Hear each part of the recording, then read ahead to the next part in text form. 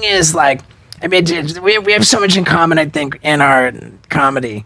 You know, just that we're crossovers, that people fucking hate that we're succeeding in comedy. Yeah. Talk that talk, Steve. Talk that talk. Speak that truth. People fucking hate. They want to. I went at a guy for Steve-O before. You did? Yeah, popular comic. Yeah, they fucking want to. They just want to fucking us to not be. They want to say that we're not fucking funny and like.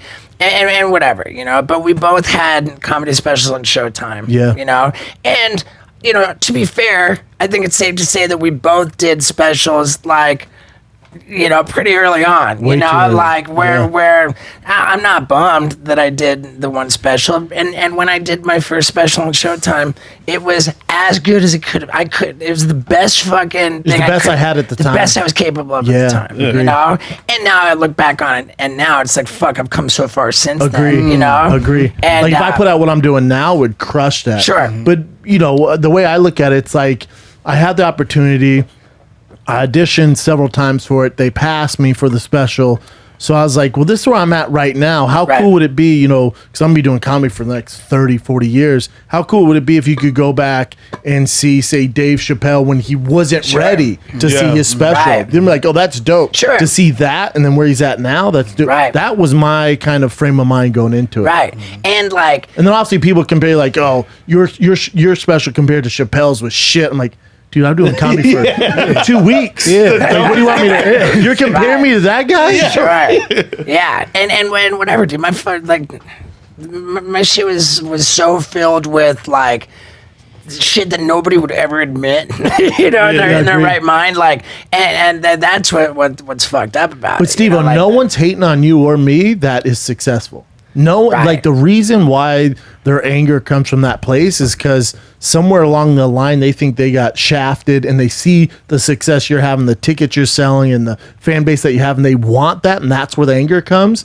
So when I see that, I'm like, I get it, man. I get it, dude. Yeah. I get it. It's a dude. And I thought that when I had my own special come out on Showtime, I was like, oh, dude, well, then everyone's just going to be so shut the fuck up. Now Steve-O's going to be established as a stand-up comedian. I'm going to be, like, moving up to theaters. It's going to be crazy. My life's going to explode. It got worse. The special came out. Nothing changed. Nothing. There was nothing. It gave the haters something to focus on. Nothing changed. Nothing changed. Nothing whatsoever. Like I wasn't selling more tickets. I was doing exactly the fucking same. And you know, it seemed that very few people like commented about having even seen it. You know, it was just like it's strange, right? It didn't get like. I mean, I guess because the media is so fragmented. You know, like it's a different world now. It's just a different world when it comes to specials. Right. But there's like, just so many of them. But then also to this point, you can relate to this. It's like, you know, you're not posting the countless time you put into doing that special and how many shows you do on the road. Like for CA, I think 2 years ago, this previous year before all this COVID shit happened, CA goes, you did the most cities out of any comic we have, man. So they don't see that grind that goes in to get into that special. It's so funny when you put it that way, but they also don't see how you're bringing home a check every time you practice. That is true. Yeah, that checks ain't bad. It's a beautiful system the way that it works. But as I got into developing my follow-up, you know, an hour, right? Like, and from when I taped the first special to when it came out, what was it, like, I don't know, like 5 months, maybe 6 months. So, like, I started getting into new material, you know, so that I like the transition wasn't I'm starting from scratch. You know, as soon as I taped it, I came out and I worked on new material and then fell back on what I had that worked. So by the time the special came out, I was really close to having a whole new act. And you could tour off that. Yeah. So I didn't stop touring in that space. As I put together that new hour, you know, I had this experience that fucking made my head explode. I was like telling these just over the top fucking crazy stories, which is like what my stand-up is comprised of. And I was on stage performing the new material and I thought, holy shit, the fucking stories that I'm telling in this new act pretty much all happened on camera. So what if I made my next special multimedia, so that you're not just watching like me perform. It's a show. But there's footage edited into it, that, like brother. multimedia stand-up Almost comedy. a one-man show. For sure. And as soon as I thought multimedia stand-up comedy, like footage cut in, I was like, oh my God, I think this is going to be so fucking That's a huge. Broadway show, brother. Very few Yeah. very few comedians tell stories that are true, you know, and not only are mine true, but there's like footage to back up, like, you know, every absurd detail. Have you ever seen I think Hassan Minaj? You know, he had he was a Daily Show correspondent. Yeah. And then when I very first was getting to stand up, someone's like, you should go see this guy's show, because I had an similar idea. Where you would have graphics behind you telling your story, then you're doing stand-up but telling the story at the same time, and behind you you'd have video or pictures from Right. childhood. Well, they go, there's a guy who's doing that right now. So it was Hassan Minaj, one of the first show I ever saw, and he does that, and it was a live show, and it was so good, man. He's telling a story of him being an immigrant. He's Indian descent, immigrant, and come where he came from, and then coming to America, and he has all these pictures and videos when he's a kid and coming over on the boat. It's nuts, man. It's For nuts. sure. It was Michael like Yo it did was the same thing. Who does? Michael Yo. Yeah, it was like a Right. it was like a one man show. It was so good. The way that I was doing this was all in post, though. You know, I let the stand up sort of like in its own stand-up, in its own yeah. right, you Yeah. know, and then do it in post. And what I did when I came up with this idea, I wasted no fucking time going and filming my shows and then bringing in to the computer and cutting it all together. This was the most transformative thing, and I couldn't have even seen it coming. But up to that point, I like a lot of comedians cringed at the idea of watching footage of my performances. There's nothing worse. It's Did so. you have to do it for your special? I mean, I was very involved in the hated it. I was very involved in the Editing, editing process. I hated yeah, it. I was very involved, and it was difficult. Yeah. And that's the most fucking recklessly irresponsible thing I think a comedian can do, is refuse to watch footage of their performances. You know, like, I think that you have to.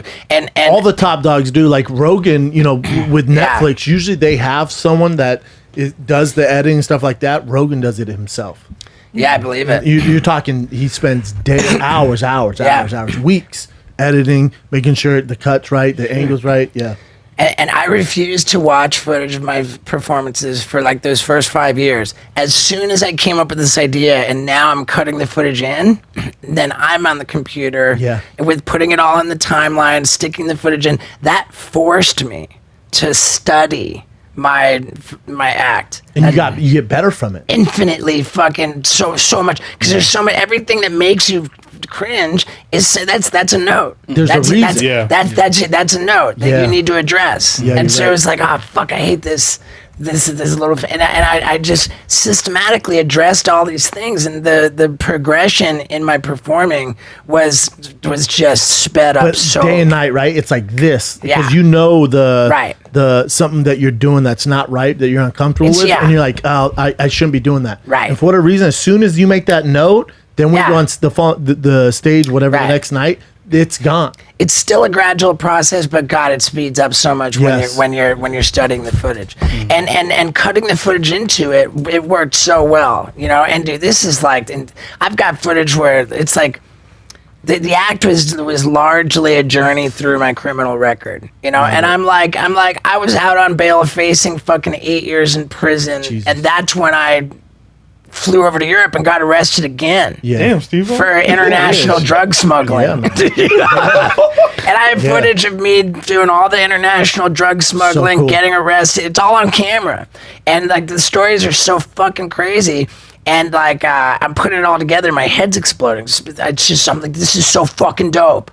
You know, and what happened then was I started thinking, well, if there's anything I was going to criticize about this act, is that it's all like just so, you know, memory lane shit. Like, I don't want to spend the rest of my life like regaling the past, you know? So I was like, let me figure out ways to plug. So I let every bit in the act inspire something completely new, like a whole fucking crazy stunt, you know? Yeah, that's good. So it's like an old story, and like because of that, I decided to Do this. to nod Yeah. to that by doing this, and So now I'm plugging in all new shit, Brilliant. you know, like new stunts and building that into the act. And then I was like, okay, so now it's coming together so huge. Now I need an insane opening sequence.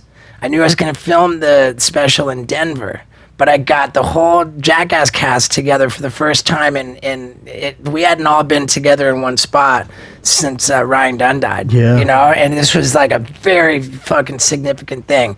And we did that in LA. I told the guys, I got like this billboard truck that like the ones that drive around Las Vegas, and I made a billboard for the actual comedy special itself, even though I haven't taped it yet. I got the billboard for the fucking comedy special, and there's a big space. We're gonna duct tape me to it, and I want you guys to do the tape me to the side of this fucking billboard truck. Do whatever the fuck you want. I don't care. Just, you know, you have absolute open season on me.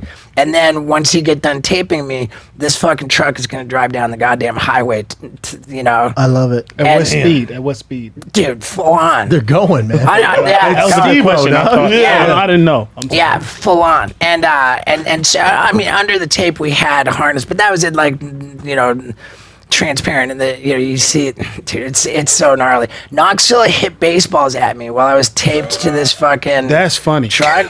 He hit baseballs at me so What? so like I would say obnoxious. So like horrifyingly hard. Like horrifying. Like if the like I mean, dude, it's You have a cup on? dude, I know nothing but a diaper. Why would that be the? And so we knew that like if they're getting out of LA, that like it's just gonna be a bus ride, or they're gonna. So what we did was, like when they got done taping me to the truck, they mounted a fucking box over me. It looks like almost like a coffin stuck to the side, just mounted over me.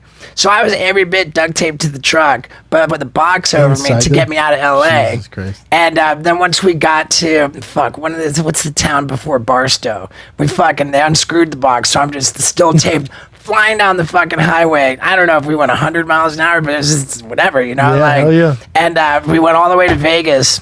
Damn. And then once the sun came down, then we wrapped for the day, and we picked it up with the sun coming up in Colorado, like Colorado that. Springs, whatever. Yeah. So we got the sun. So we pieced it together. Where'd you guys shoot in Colorado? It was the Gothic Theater. Oh, nice, man. Yeah. It's a great place. Yeah, and so, dude, it was so symbolic, too, to have, like, the whole Jackass gang, because when I got into stand-up, they weren't, like, mean to me, but it was like, oh, yes, with your stand-up. I get it. Yeah, I hear you. And, like, it was like, fuck it, dude. Like, actually, when I started doing stand-up, it was Ryan Dunn who was the most supportive. You know, he was like, fuck, dude, awesome. you know, like, Bam was, I mean, they weren't, like, you know. But the guys who are supportive, I don't think people realize it like means the world. Oh, to you. dude, Like it means the world. Means Because the everyone world. else like, come on, dude. Right. When I get off stage at the Laugh Factory, right away you go, bro, I figure out what you look like. I'm like, what? This is in front of a bunch of other comics. I'm like, what? You're like, you look like a Rottweiler who got his shit together. Oh, you do, bro. Yeah. Come on, man. I'm just saying, dude. Grab that mic, son. You do. Look, bro, look.